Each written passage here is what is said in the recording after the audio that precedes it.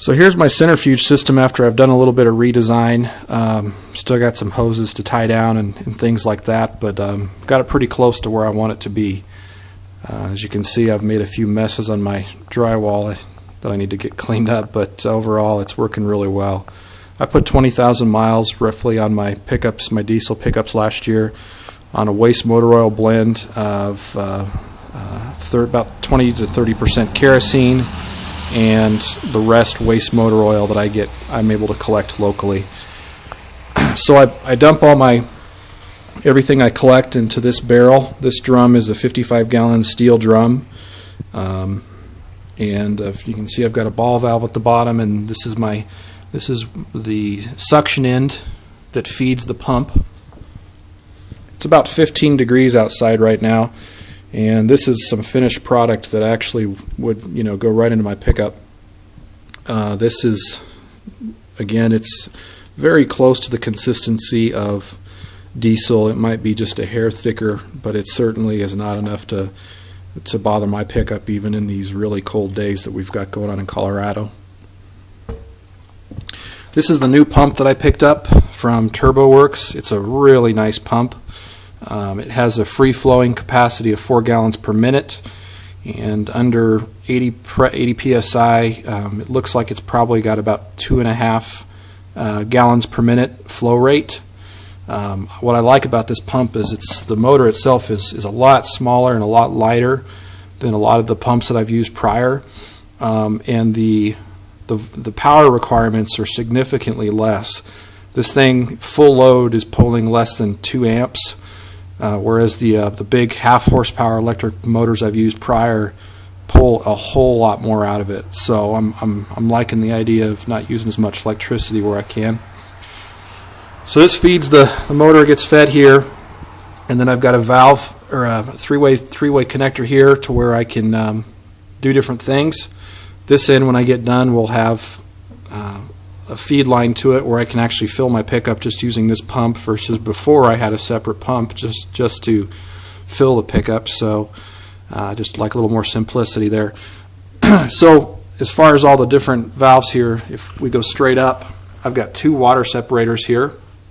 So if I just want to check and make sure I don't have any water, I can just open this ball valve, come up here, runs through 2 wicks water separators, and then the line comes back down and feeds right into the barrel. And once I'm comfortable that I don't have any water issues in my oil, which I have had before, it's nice just to know ahead of time, I'll go ahead and start feeding the centrifuge. So I'll turn on the pump and we can see it in action here. Oops. Alright, so now I've got the pump on, and it's feeding through this line into the centrifuge here. And then I've got this ball valve, which is basically the pressure relief valve. And as you can see, the centrifuge itself is seeing basically no pressure. It is seeing flow, but nothing of real significance. So I'm going to go ahead and start closing this valve off. Start hearing the pump work a little bit. And good roll.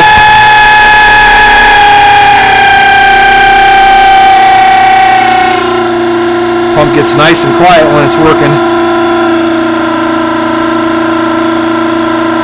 A little bit more pressure. There we go. So that's about 75-80 psi, give or take. That's where I like to run this centrifuge. This is a 55 gallon per hour centrifuge from PA Biodiesel, supply.com. They're great guys. I really recommend buying their stuff. So this centrifuge, the rotor in here is actually spinning at about 8,000 RPM now. You can feel a slight vibration if you're holding on to it, but overall it's a really quiet unit.